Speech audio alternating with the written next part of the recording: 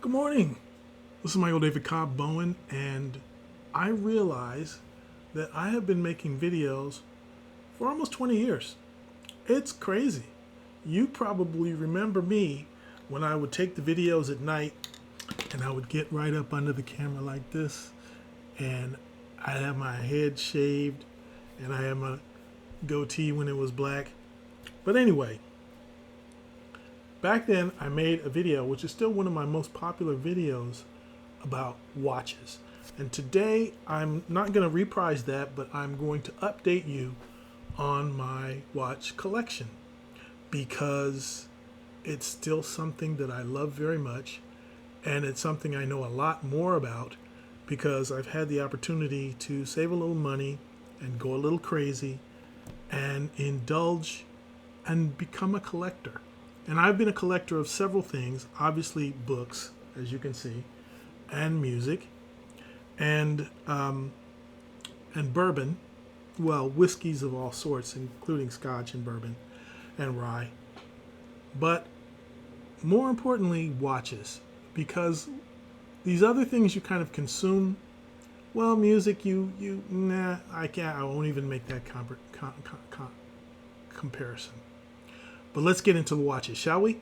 I have 10 watches here, and I'm just going to go through them. One of them you've already seen, so let's bring that one up first. And this is my original Seiko Turtle. I bought this in 1984. And there it is.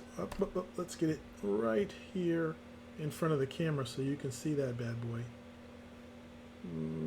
Okay. And this I've had for over 40 years. I can remember somewhere around 1998, 1999, before I moved from Altadena to South Pasadena, I had left the screw down too loose, and it got water on the inside. And I took it to the guy that I usually did maintenance on the watch, because you used to have to do that. And he said, it's ruined. There's nothing I can do to save this watch. And I was just heartbroken because this was my favorite material possession. And I still have pictures of myself in my mid-20s wearing this watch. And I still have it.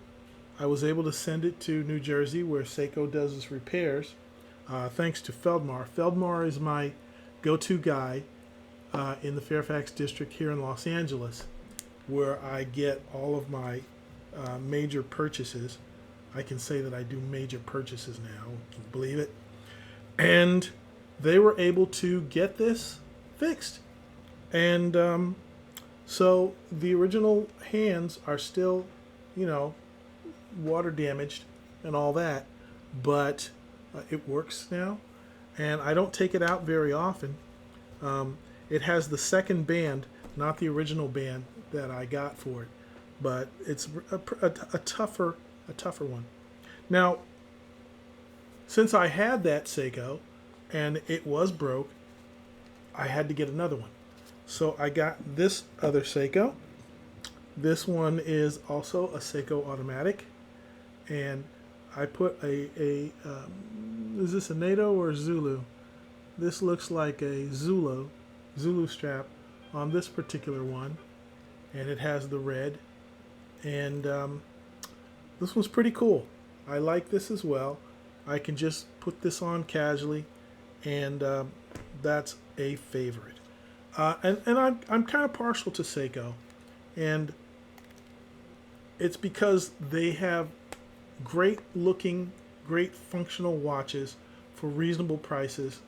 And the decision I made a long time ago when I bought my first Hamilton, I'll repeat this because I probably said it then, is would I rather have one $1,500 watch or three $500 watches? And I kind of went and said I'd rather have three so I can use them for all my modes. This is the Orient Bambino.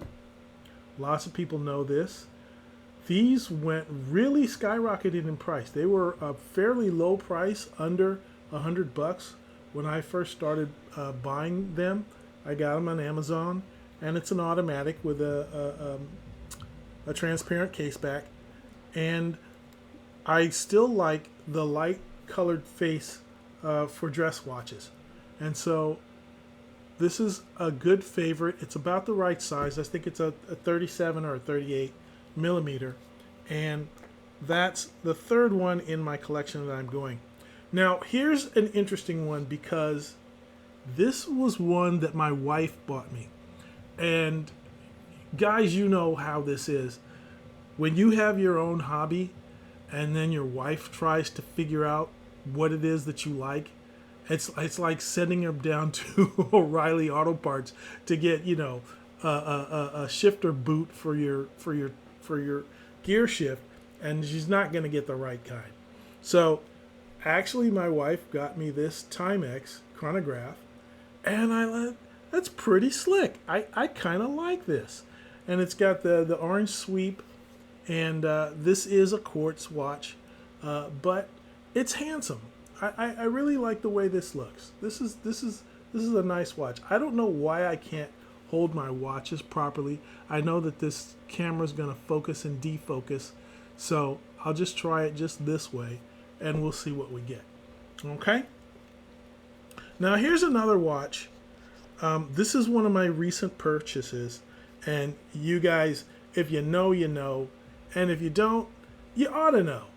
I have been on a waiting list for a GMT Explorer 2 for about 3 years now, and I haven't heard a peep from my authorized Rolex dealer. So I said, you know what? I went on a fishing trip, and a guy up there had the classic Submariner. And we're fishing, right? We're in the middle of a stream, climbing up these rocks, and he's got this blingy watch on. And I said, you know, I notice, and I always notice when somebody's got a nice watch on. So I decided, to hell with you guys at Rolex, I'm going to get the Relax. And this is their version of the Submariner with the date. And it's a good looking watch. And you know what changed this for me? What changed my attitudes about Rolex is I think I was watching that chubby guy.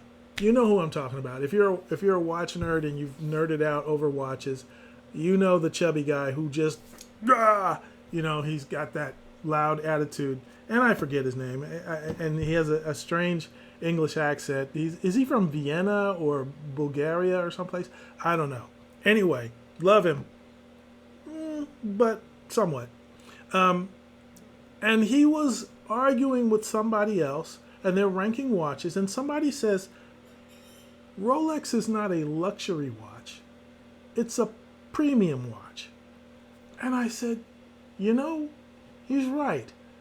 And the reason Rolex works is because they put in a stupendous amount of quality into classic good looks, and they're flawless. They're built very well, but that's not necessarily a luxury.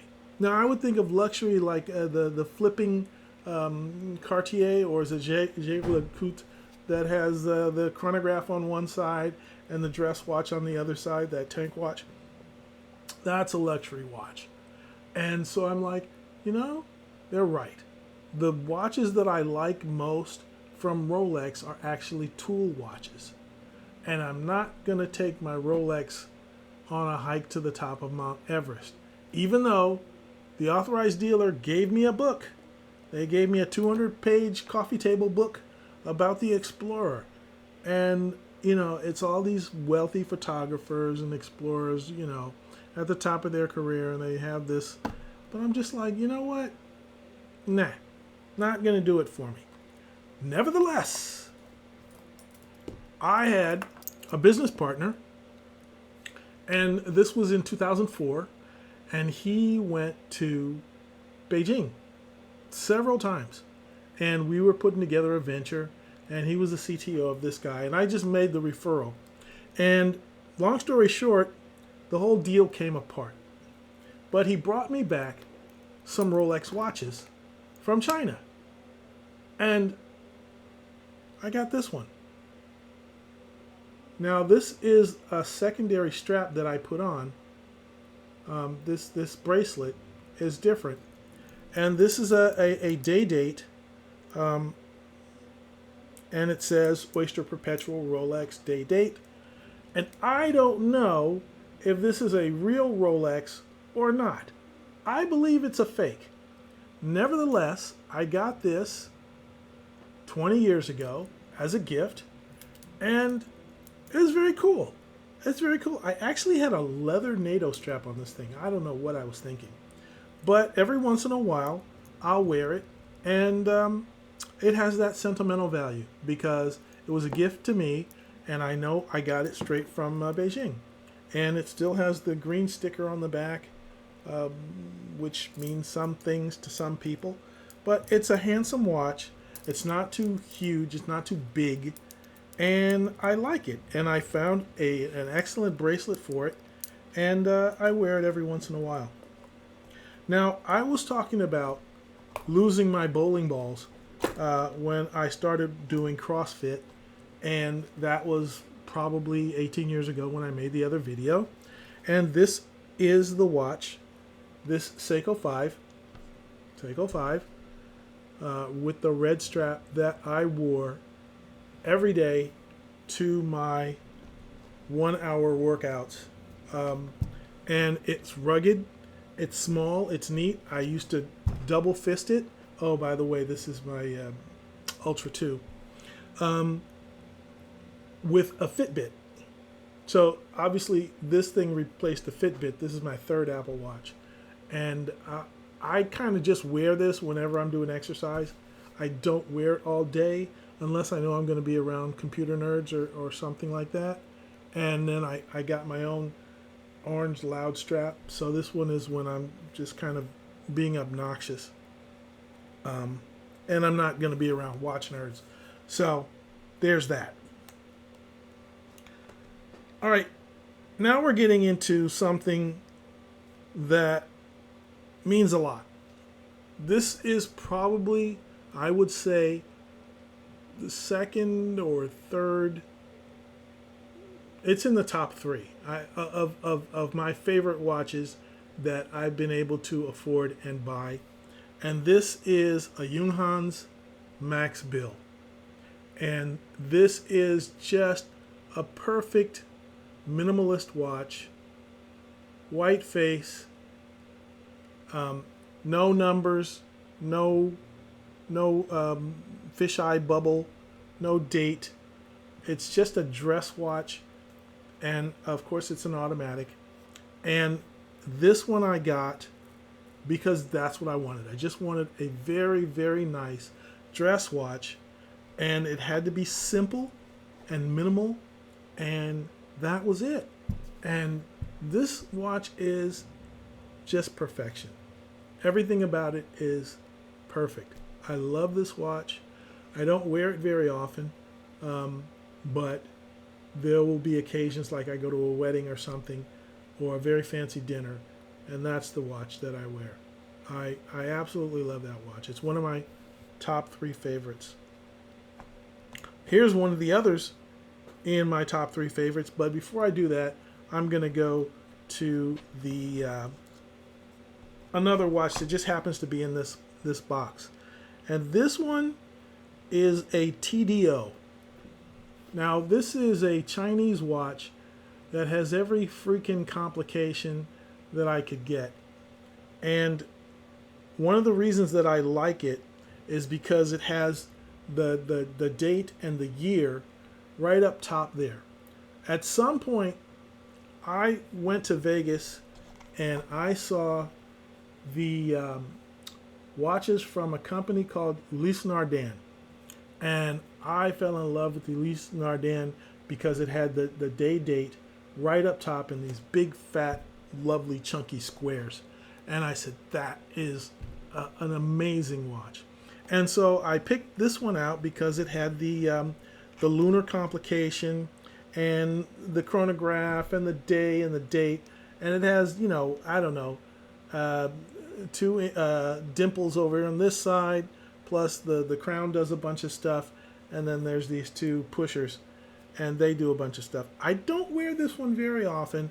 It's kind of blingy, but I know it's a relatively inexpensive watch, and I don't wear a lot of things that work with the blue face.